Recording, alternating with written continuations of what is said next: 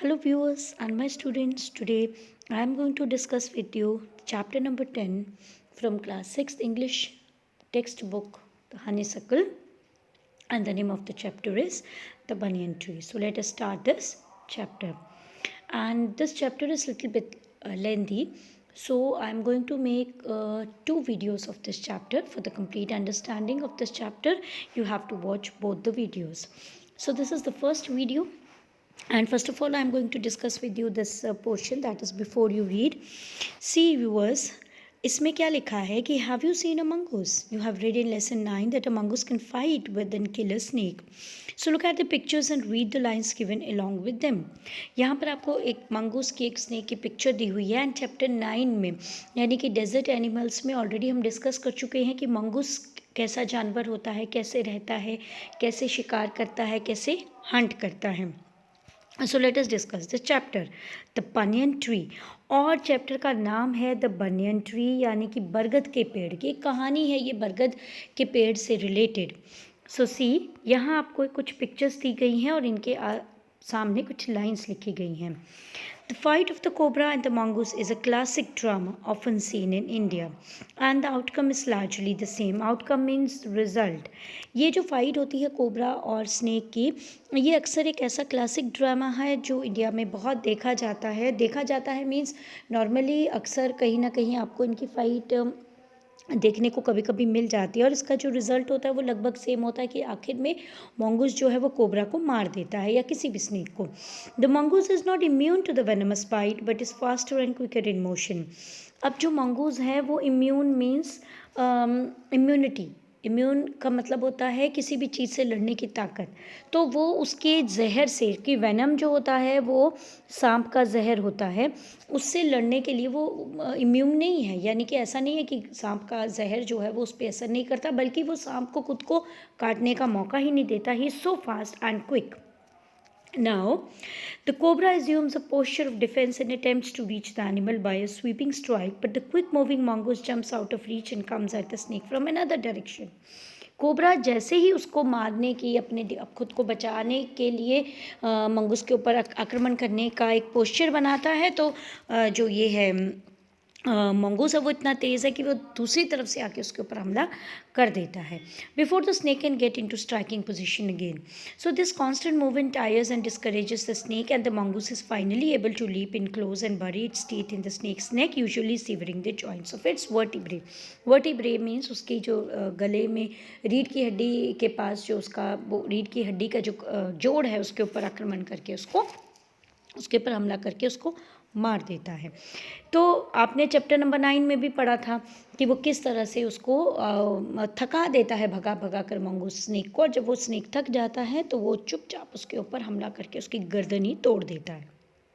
So here begins the story. You must have seen a banyan tree. Everybody, सब ने देखा होगा एक बनियन ट्री, तो बरगद का पेड़ जिसको कहते हैं. This is a story about what the author saw as a young boy when he was sitting in an old banyan tree in his grandfather's house. तो इसके जो ऑथर हैं वो है रस्किन बॉन्ड, एक फेमस स्टोरी राइटर हैं. इन्होंने बच्चों के लिए शॉर्ट स्टोरीज़ भी लिखी हैं, बुक्स भी लिखी हैं. तो वो जब यंग थे तो अपने ग्रैंडफादर के घर गए, तो वहाँ उन्होंने एक दिन क्या देखा उसके बारे में ये कहानी है. So this is part 1. See, first paragraph. Though the house and grounds belonged to my grandparents, the magnificent old banyan tree was mine, chiefly because grandfather at 65 could no longer climb it. Now, this boy is saying कि चाहे तो घर और जो ज़मीन है वो मेरे ग्रैंडफादर को बिलोंग करती है, लेकिन वो जो बड़ा सा मैग्निफिशेंट बोल्ड, ये 2 adjectives have been used for this banyan tree, वो कह रहे हैं कि वो मेरा है. क्यों? क्योंकि ग्रैंडफादर अब 65 की एज में उसके ऊपर क्लाइंब नहीं कर सकते. Next is, its spreading branches which hung to the ground and took root again, forming a number of twisting passages, gave me endless pleasure. Among them were squirrels and snails and butterflies. तो उसकी जो branches होती हैं बरगद के पेड़ की, वो नीचे की तरफ लटकी हुई होती हैं ग्राउंड की तरफ, और वहाँ पर वो दोबारा रूट जो है वो ले लेती हैं तो इससे क्या होता है कि उसके अंदर नंबर ऑफ ट्विस्टिंग टेढ़े मेढ़े रास्ते, पैसेजेस मीन्स रास्ते बन जाते हैं। और उन रास्तों में कौन बीच बीच में मिलता है जब ऑथर उसमें घूमता है? Squirrel, snails, butterflies. The tree was older than the house, older than grandfather, as old as Dehradun itself. अब ये देहरादून रहते हैं, एक जगह है इंडिया में, पहाड़ी इलाका है, हिली स्टेशन है, तो वहाँ पर ये रहते हैं। और ये जो बरगद का पेड़ है ये बहुत पुराना है, उसके ग्रैंडफादर से भी पुराना है, यानी उनसे भी बड़ा है। और इवन कि उस शहर देहरादून से भी पुराना है। I could hide my self in its branches behind thick green leaves and spy on the world below. Spy होता है जासूसी करना, कहते हैं उसके थिक ब्रांचेस में मैं अपने आप को हाइड कर सकता हूँ, यानी कि छुपा सकता हूँ और फिर नीचे देख सकता हूँ कि क्या हो रहा है। नीचे जो भी कुछ होता है उसको मैं बड़े ध्यान से एक जासूस की तरह नज़र रख सकता हूँ। सो my first friend was a small grey squirrel, arching his back and sniffing into the air. He seemed at first to resent my invasion of his privacy. Privacy, yes, तो कह रहा है कि मेरा पहला जो फ्रेंड वहाँ बना वो था ग्रे कलर का स्क्विडल।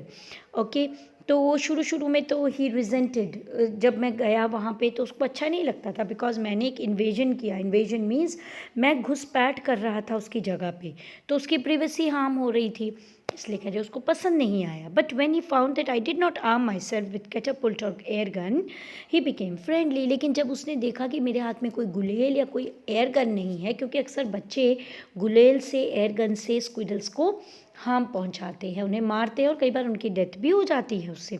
तो जब उसने देखा कि मेरे हाथ में ऐसा कुछ नहीं है, मेरा कौन, यहाँ पे ऑथर कह रहा है अपने लिए, तो वो मेरा फ्रेंड बन गया। And when I started bringing him pieces of cake and biscuit, he grew quite bold and was soon taking morsels from hand.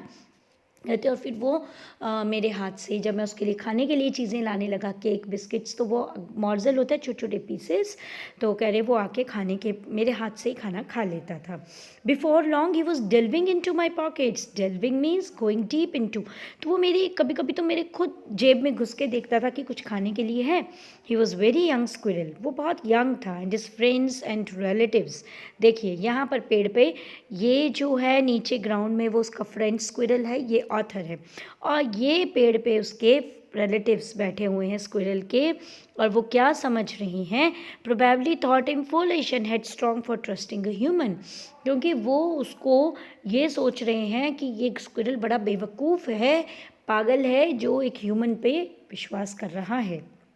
Next is, in the spring when the banyan tree was full of small red figs, birds of all kinds would flock into its branches. The red-bottomed bulbul, now these are the adjectives used for different birds. Cheerful and greedy parrots, cheerful or greedy parrots के लिए आया है. Myna and crows, squabbling with one another. During the fig season the banyan tree was the noisiest place in the garden. कह रहे spring season में जब banyan tree के ऊपर फिग्स, उसका जो फ्रूट है वो लगता था, तो बहुत तरह तरह के पक्षी वहाँ आते थे उन फिग्स को खाने के लिए। उनमें बुलबुल थी, पैरट्स थी, मैना, क्रो, बहुत सारे लोग बर्ड्स थे। तो वो वहाँ पर स्प्रिंग सीजन में तो ये बनियन ट्री नॉइजिएस्ट प्लेस था। क्यों? क्योंकि ये सारे पक्षी आकर वहाँ बहुत शोर भी मचाया करते थे। Next is, halfway up the tree I had built a crude platform where I would spend the afternoons when it was not too hot. Okay, अब वो कह रहा है कि आधे से पेड़ के ऊपर मैंने एक प्लेटफॉर्म बना लिया था, एक छोटा सा, तो वहाँ मैं अक्सर आकर आफ्टरनून में बैठा करता था जब ज़्यादा गर्मी नहीं होती थी। I could read there propping myself, propping means leaning against, आराम से ऐसे पीछे बैक लगाकर जब हम बैठते हैं, against the tree with the cushion from the living room, वो कुशन ले आया था लिविंग रूम से और वहाँ रख दिया था लाकर, और वहाँ उसने अपनी एक ट्री लाइब्रेरी बना ली थी। उसमें कौन कौन सी बुक्स थी? Treasure Island, Huckleberry Finn and the story of doctor Dolittle were some of the books that made up my banyan tree library. वहाँ पर उस लाइब्रेरी में बुक्स रखी थी और बैठ के पढ़ता था। Then when I did not feel like reading, I could look down through the leaves at the world below. And on one particular afternoon, I had a grandstand view of that classic of Indian wilds, a fight between a mongoose and a cobra. और एक दिन कह रहे जब मुझे कुछ पढ़ने का मन नहीं हुआ तो मैंने लीव्स से नीचे की तरफ देखा, द वर्ल्ड बिलो, नीचे की दुनिया।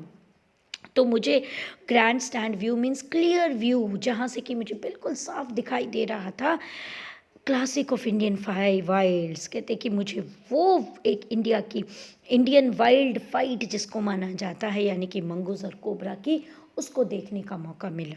Now here we end the part 1 of this chapter and next is part 2. Part 2 को डिस्क्राइब करते हुए वीडियो मैं एक सेकेंड वीडियो अपलोड करूँगी. अब इस वीडियो में मैं यहीं तक डिस्कस करूँगी इस चैप्टर को. And viewers, students, I think I have tried my best to explain you this part of the chapter, this chapter number 10, the banyan tree of class 6 English textbook. And if you have any query, you can post your query in the comment box of my section YouTube channel, and I will try my best to make your doubts clear. Okay, if you really find it helpful, please like, share and subscribe my channel. Thank you.